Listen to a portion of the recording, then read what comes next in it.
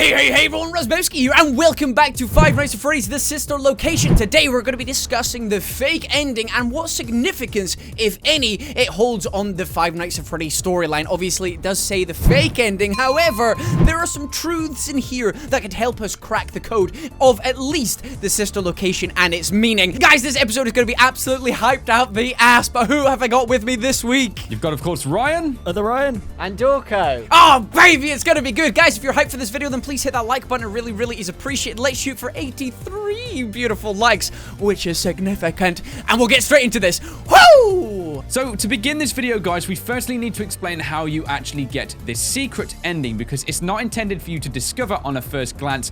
And pretty much, guys, we actually find this night on night 5, when Baby pretty much directs us to go to the parts and service room and take out her chip. And then after that, we're actually led back into the hallway where she directs us on a certain way to go to enter the scooping room. Yeah, now in this hallway there are two different ways that you can possibly go. Now if you were to go to the right when she actually tells you to walk forward, you would hit access denied, and that's because you actually haven't hit the little death mini game that is Baby's cupcake game.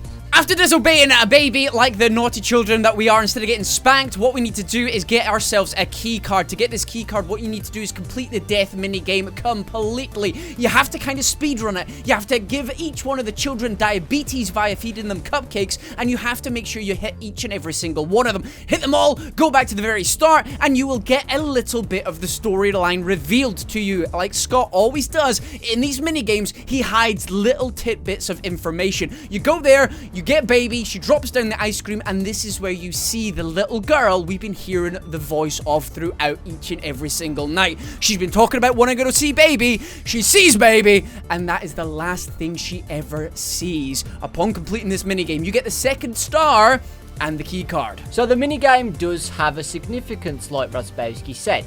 If you ignore Mr. Handy's guide to go straight to the Funtime Auditorium, go into Baby's circus room and hide under the desk, she actually tells you a little story about how one child, a girl, actually got caught in her stomach because of this ice cream. Now, we know about this story about William Afton creating these animatronics to hunt down children as long as they're alone. The thoughts are that Baby drops the ice cream to lure one child when it was alone, and then grabs the child and kills her. So anyway, when we've got the key card, like Ryan said, ignore Baby to go to the left side, go to the right instead, and you go into the secret room, where you have to fend off Ennard. Yes, and this is our first ever official encounter with Ennard if we're going for the fake ending exclusively, and we see him in a totally different light. This part of the game is totally different to the rest, where it's kind of like linear paths, going to do something, heading back. This is the old experience revisited, where we have to fend off Ennard from 2 doors and also a ventilation system, and he is very keen, or should I say it is very keen, to get into the office and jump scare us. Now, there's a lot of mystery surrounding Ennard as a character, and a lot of things where people are kind of like, how come we're hearing Baby's voice? And then why is the little girl's voice there also? Are they there in the background somewhere? Is something else happening here?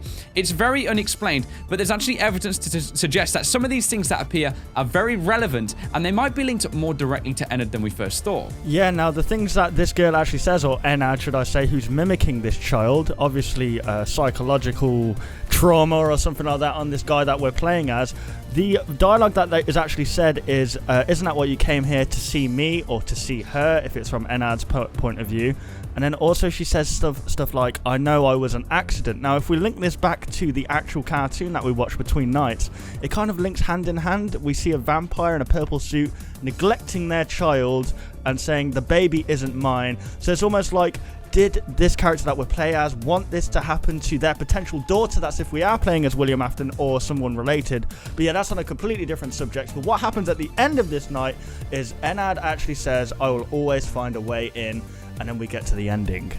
Yeah, it's very confusing, because the next part that happens is we see ourselves in our home watching the beautiful show and having some popcorn, and we've got the exotic butters there as our just reward, because everybody needs that fresh meme in their life straight into the veins. But right at the end, you actually hear a noise, and Ennard scoops his way from the right-hand side of the screen in front of you. Now, this is where the debate comes in.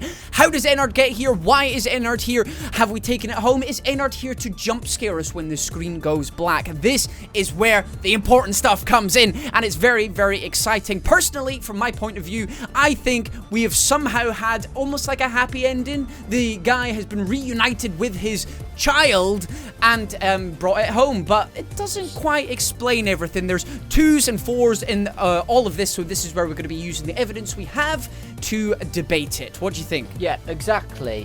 What Raz said about bringing Ennard home, there are some flaws to it. I remember originally playing it and going, oh, that's so cute, Ennard's back. But you got to think, guys, Ennard was trying to kill us for 6 hours straight, and Ennard was trying to use, possibly, the voice of the killed child to try and get into our room to kill us. When he was saying stuff like, let me in, if we actually opened the door, it would kill us. That's a straight fact. So, why, as soon as 6 a.m. hits, Ennard's like, oh, I like you now, and then we take it home? It doesn't really make sense. Now, like Ryan said in the baby voice quote, I will always find a way out. There's another side to it where we do escape and go home. However, Ennard does escape again and tries to he still wants our body. So Ennard escapes the sister location, finds his way to our house, and we're happy. We're like, oh, we've made it. Finally, we can have a break. Let's watch the end of this film.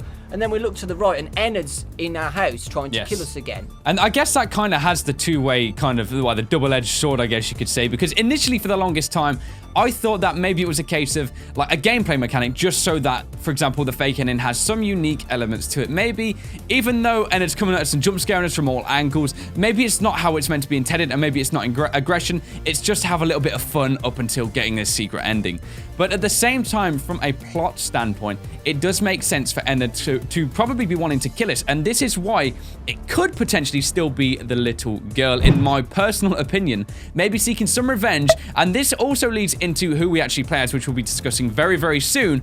But going on the idea that maybe this character, who is the little girl who was killed by Baby, wants the revenge on us, we do go home, as Dorco said, we're eating the popcorn. As the show ends, Ennard then crawls on from the side, and it's very kind of eerie. It doesn't really explain itself. It could be that we've brought this character home, but when you see it from the standpoint that maybe Ennard snuck out, you know, Ennard's kind of mangled, looks like he's missing some parts, maybe he had to crawl through some vents, lose some body parts to fit through the smaller spaces. Maybe it was more of a kind of struggle to get out, but the fact he got out and came to our office, or home should I say, not office, is enough for him to try and kill us, and maybe that's the just desserts that our character maybe deserves. Yeah, and we also need to think about the actual plot of the storyline that we're playing in Sister Location. The whole reason Ennard wants to get out, and to get out is basically he wants to scoop her so that he can get inside our body as some form of a shell, so that he can get out and not be taken back and destroyed. So it kind of defeats the purpose of the ending when you see Ennard outside of the establishment after already saying he can't get out unless he looks like a human. But like Ryan said, he must have like somehow, it was his last kind of chance, or he's going to get destroyed, and he came back. But it kind of does make you question who we are playing as in this form. Like, are we playing as just a normal night guard? But then again, the dialogue in the secret ending night suggests that we're something personal to this girl, a brother. As we know in Five Nights at Freddy's 4, this child that was murdered had possibly a sister and a brother, and if the father's William Afton, that would be crazy. But we definitely are playing as some form of family member, whether that be William Afton or the brother.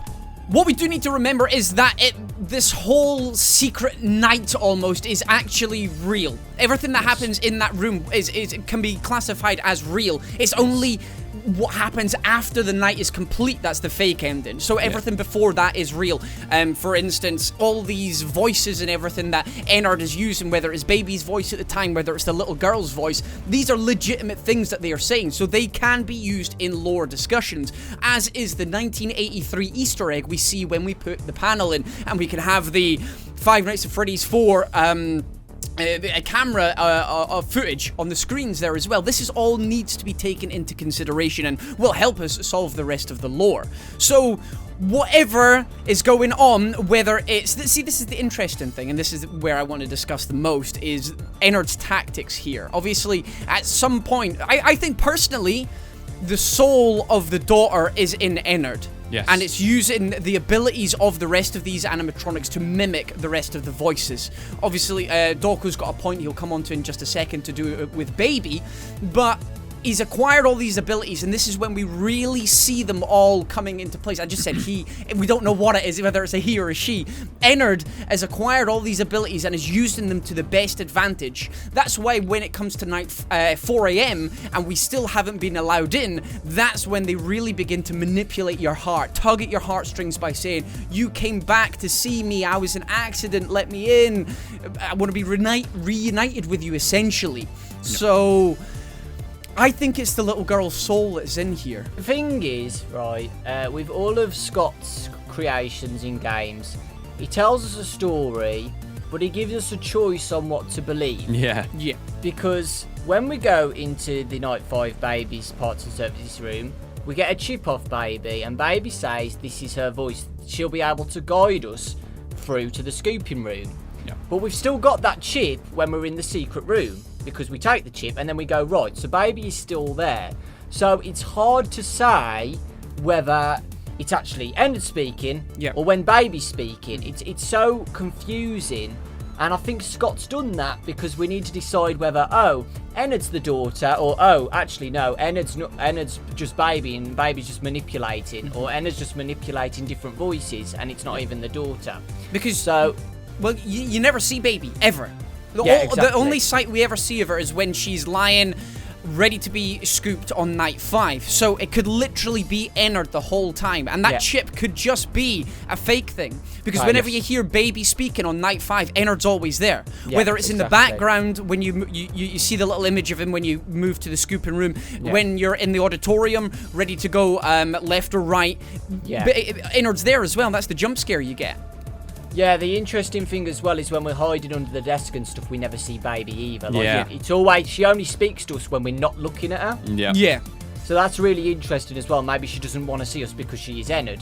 But that goes on to a theory I made a couple of days ago about Baby's old endoskeleton, which again links with the minigame. If you look in the minigame, the Baby animatronic has blue eyes. Yes. But in the actual game, it has green. Yes. So, and we know Scott's good with details, so the theory goes that the original Baby had a blue-eyed endoskeleton, killed the girl possessed that endoskeleton. That endoskeleton gets scooped underground to get rid of evidence and stuff, but the endoskeleton's still roaming around the location. And that's why, and then the other Baby endoskeleton is replaced by a green-eyed one. Yes. So there's actually two endoskeletons of Baby. One's possessed by the girl, and the other one's not possessed by anything.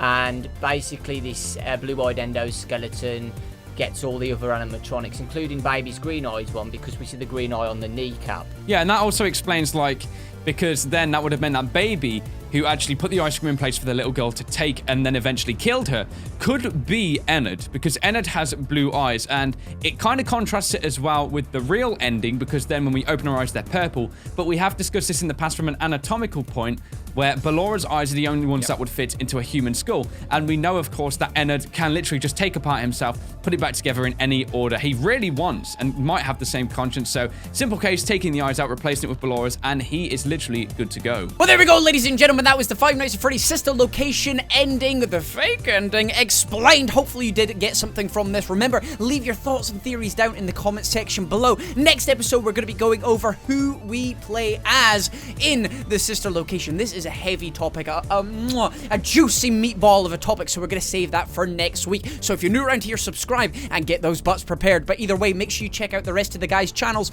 There will be links in the description below, and well, I don't know, there'll be links around about my face just now to check out other videos, so you better do that. Either way, I've been Razzbowski, you've been the beautiful bastards as always for watching, and I love each and every single one of you. Goodbye!